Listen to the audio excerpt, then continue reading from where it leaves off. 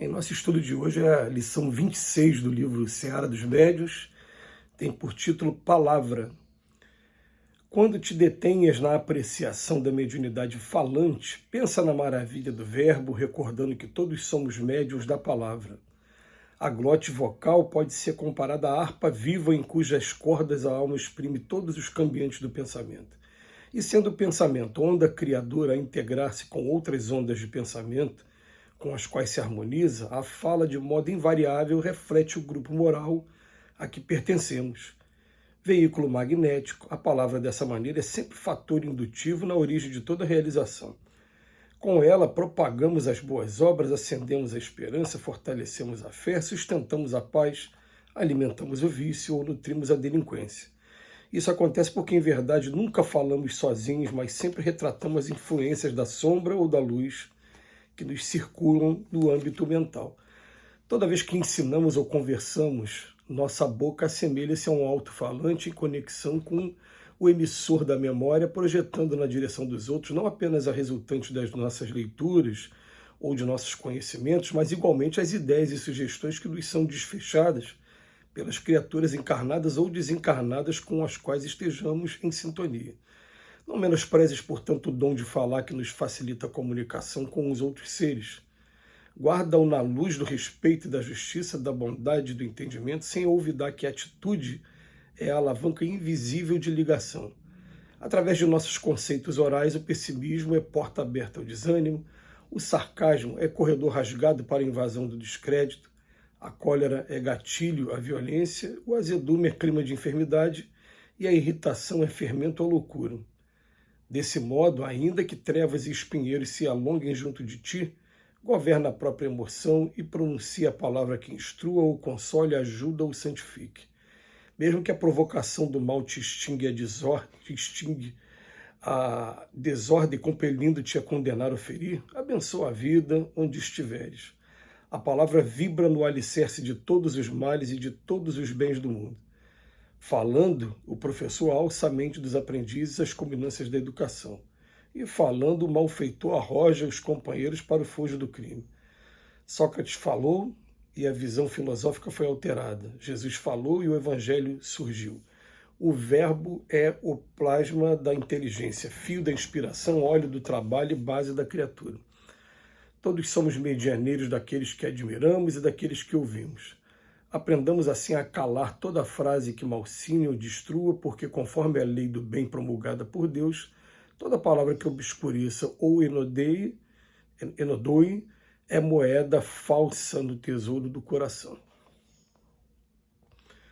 A gente vem percebendo ao longo desses estudos que são feitos através dessas lições do Emmanuel, já que a gente já está no 12º livro, fazendo vídeo diário sobre essas lições, o Emmanuel tem uma preocupação constante em chamar a atenção para a palavra, e a gente lembra que toda fonte de comunicação dos espíritos começa no pensamento. Aliás, eles não precisam, os que estão desencarnados, articular a voz como a gente faz aqui na Terra, através do corpo físico.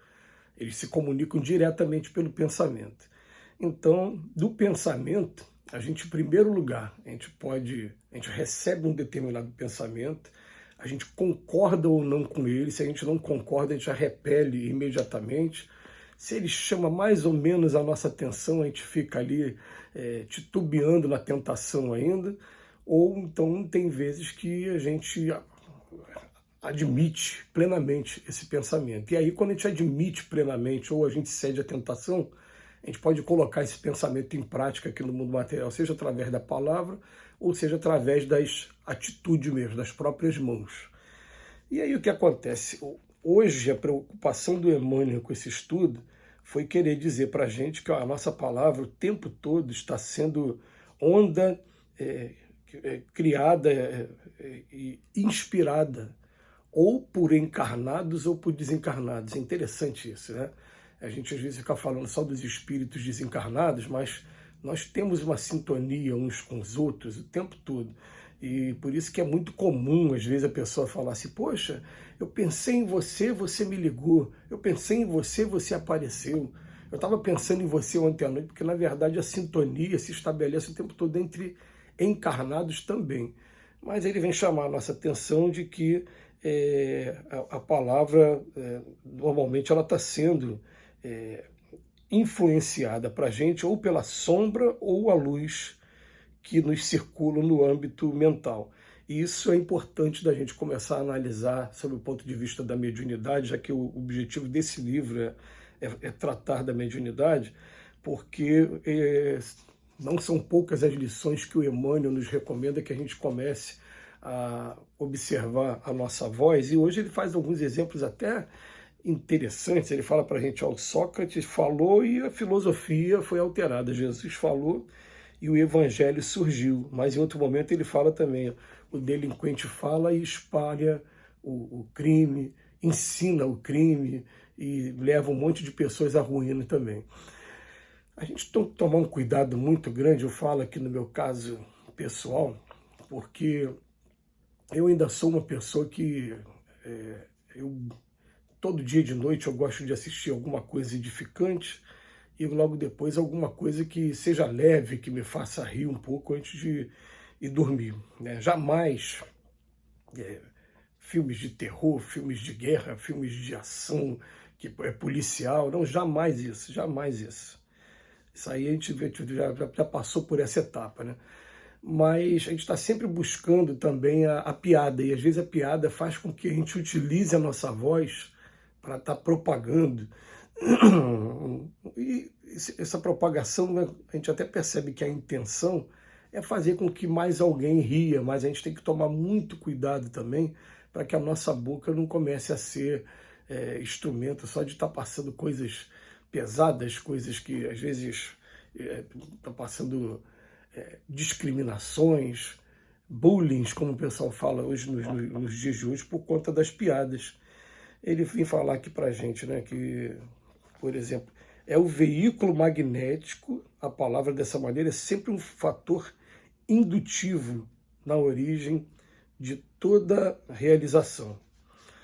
E o Emmanuel veio falar, a gente propaga as boas obras, a gente pode acender a esperança, fortalecer a fé e sustentar a paz, mas pode também alimentar vício, nutrir delinquência, e vai ter um dia que a gente vai ter um arrependimento muito grande de algumas coisas que a gente falou perto de pessoas que não deveria ter falado e que nossas palavras de repente induziram, levaram aquela pessoa a tomar um caminho muito complicado, e lá a gente daqui a pouco vai poder analisar qual é a gênese disso tudo, a origem disso tudo.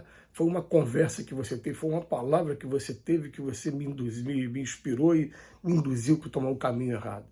Isso é doloroso para a gente depois, com calma. A gente fica até procurando hoje, nos dias de hoje, né, se desculpar mesmo. Falar assim, eu peço desculpas se eu não pude dar o melhor, se o melhor que eu tinha para dar era só aquilo.